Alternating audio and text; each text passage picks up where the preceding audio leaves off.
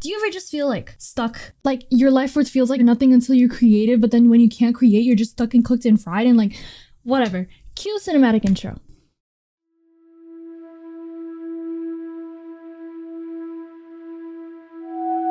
It's the most wonderful time of the year.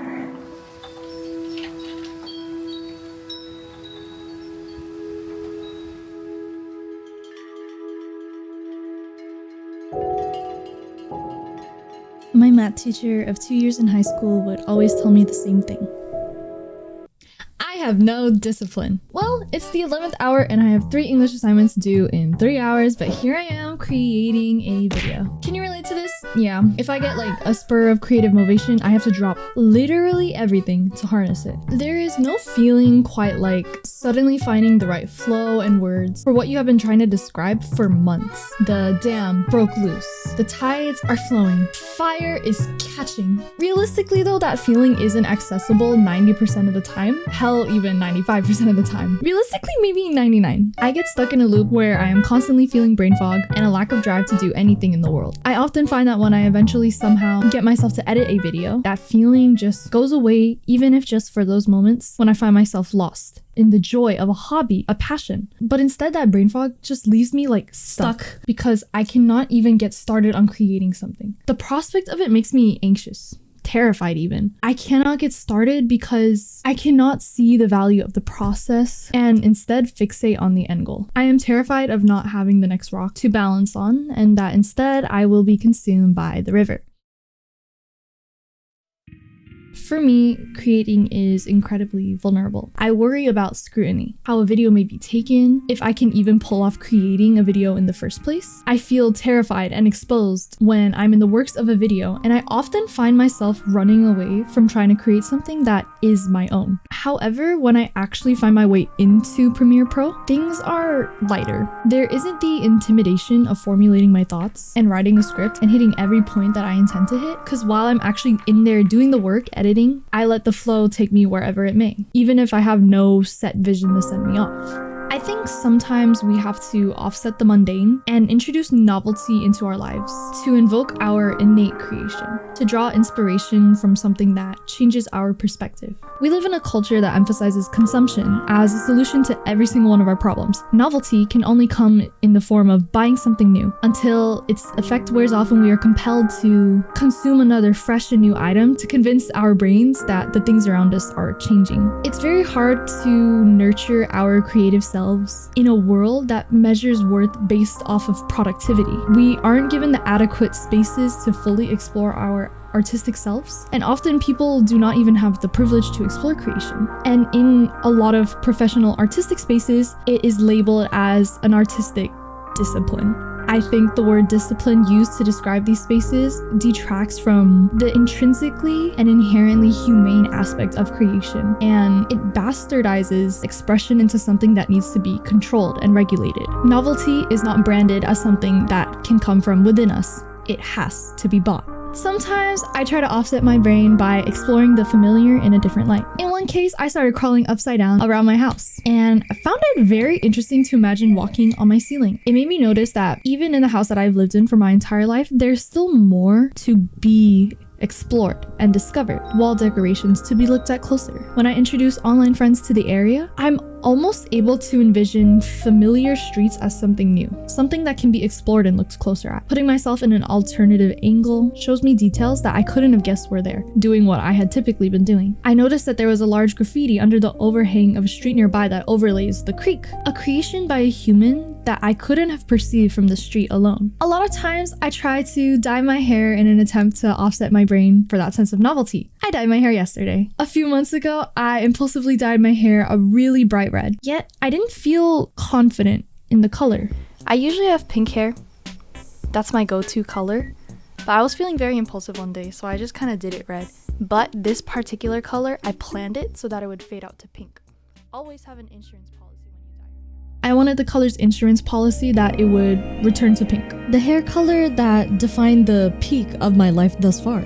So why leave that safety? But usually I enjoy changing my hair. My heart beat as I saw the color in the store, yet I was suddenly scared of its vibrancy, despite longing for it and actually choosing it. Knowing how our expressions of personal style can often put us in an uncomfortable center of attention, I am quite familiar with being on the periphery of normalness. I grew accustomed and used to this identity throughout my whole life. Yet, for once, I was incredibly scared of the prospect of standing out. I was terrified to make a statement, terrified to show my creation. In the way that capitalism rewards us and turns our art into a commodity, it thereby negates the intrinsic and inherent humanity of creation by assigning a price tag to it. We are paralyzed from exploring these aspects of our humanity because our individual autonomy is a weakness to our roles as cogs in a machine. Anyway, sometimes I feel like James Charles when I watch my subscribers and the number of members in my Discord shrinking. During a trip a few months ago, I had been sitting on the bus, simply ruminating as the wheels rolled me toward an unfamiliar place. Similarly to YouTube, I felt powerless over the fact that I had been running out of eyelashes, that there was nothing I could do about it, and that I just had to watch the container become progressively emptier and emptier every day, finding myself upset over it, despite the simple truth that I could have just bought more. I'm not saying that I can just buy subscribers, okay? But rather just fight the power vested within ourselves to do something like just create. It never actually comes that easy and has this feeling like Sisyphus. It's the classic trope. A tiny YouTuber prematurely has a video go viral, and now their entire YouTube experience is trying to measure up to the impact of that video because its number determines the standard. They experience pressure because old classmates keep coming up to them after seeing their viral video and are like threatened by others to keep up the momentum or something. The creator's relationship with creation is effectively skewed, and every tiny creative strand they have gets cut off at the root before it is ever allowed to be explored for the sake of pure perfectionism or a sense of control. Spoiler! It's me, y'all. No! I think we often forget that creation is never intended to be perfect. We see unintended mishaps as flaws instead of as encounters that can foster our creative spirits. Small falters as reason to declare our methodology as lost in disorder and refuse to pursue our crafts further. However, I think vulnerability is the very essence of creation. To create something is to foster something entirely new. No AI bullshit. To have something that we pour our identity into. Of course, it's terrifying in a world that can convince us that vulnerability is everything to run away from. Feeling time continue to make distant my video that blew up, almost as if me from a past life was the person who created it. I used to feel as though it was me accentuating the wasting of my life. That I failed to harness the opportunity that would have enveloped my life with a new sense of meaning. But now I understand that such a large number inherently provides a disconnect, trying to chase a number that we cannot even comprehend. What motivates me to continue making videos isn't the idea that one of them will suddenly rake in hundreds of thousands of views. Rather, all the snippets of support from loyal community members that still surround me makes me realize who I am creating for, and that my video wasn't just one event in some people's lives that they just moved past. Additionally, I've just been so busy in the last few months that I've genuinely just forgot that I had 1,400 words of this script at the ready. It was shocking to read something that resonated with me so much and to know that I wrote it. If you told June that I barely uploaded after my grad video, I would have been terrified, wondering what did I do wrong? But in retrospect, there isn't necessarily anything I regret about the past few months. Even if it wasn't the most ideal life that I had envisioned for myself, I learned so much more about how I can exist for myself and continue to fortify a healthy relationship with myself. If creation were for the numerical reward, I wouldn't keep creating. I find that when I create, I feel the most in touch with my identity. Just like how the environment and life perseveres and flowers grow through concrete, something so innate to the human identity perseveres. Art will always exist. Any condition imaginable will still provoke people's creative sides. Creation is synonymous with the human experience. Creative identities don't exist in a vacuum. They are so complex, they are so nuanced. To put discipline and artistic in the same name just feels so paradoxical to me. The idea of conformity to such a set expectation of rules in the way you're supposed to present art or creation just bastardizes what art is inherently. A stellar example of someone who is reinstilling the importance of creativity on such a large scale is Alyssa Liu. And I find Alyssa Liu's performance in the Olympics so beautiful because of this, because she is actively defying the idea of other people controlling her. It's so powerful that she is expressing herself through this art and showing that she chooses this art on her own terms, on her own conditions. And it speaks so much how popular and viral she's gone for her values and for her manner of just expressing herself. It resonates with people. It's refreshing. Audience reception has been so positive toward this idea of autonomy and creative control. And it's just so freeing to see and so inspiring. I've seen so many people talk about how beautiful it is that people have these conversations about creation.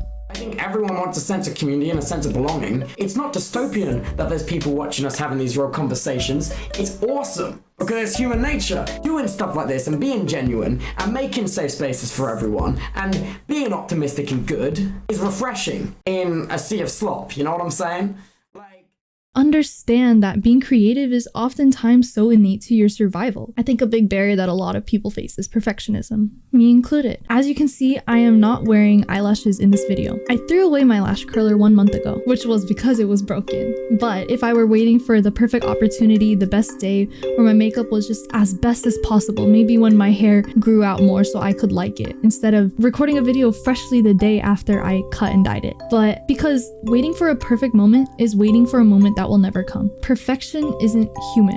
Creation isn't perfection. Creation is human. I often get asked, how do you start creating? It seems so terrifying. I don't know. I just started one day and I don't regret starting. There is no grand answer to how to just immediately start. Yes, it takes motivation, and yes, that may only come on certain days. I certainly only record my videos after there is a lot of caffeine in my body, but I promise you that once you're actually in there creating and truly having fun with it instead of holding yourself down to some sort of discipline, then it'll just flow on its own. Creativity is natural. And when you find that feeling of naturalness, you'll know it. So make that video that you've been waiting to make. Paint that art piece you've been waiting to. Creativity finds itself in so many different ways. It doesn't have to just be traditional art. Think about all the ways in your life that you innovate, that you make something. Write down your ideas. That is a big one. If everything is living in your head, it will never get out of it. That is the biggest step to making your ideas tangible. Don't doubt yourself. Everyone right now is searching for something to resonate with, for creation to have a bigger impact on the world. That is a part you can play. That is a part you can do. And I know that sounds intimidating, but as long as you're just doing something that feels right to you, you're doing a lot already. And that is a huge step. Let your creativity be on your own terms. This is how I make an excuse for my horrible upload schedule, but I'm still creating anyways. And I'm proud of myself for that. I encourage you all to find creativity within yourselves in any sort of form and let your story, your voice be heard through whatever medium you choose to express it in, because I'm sure it will be beautiful.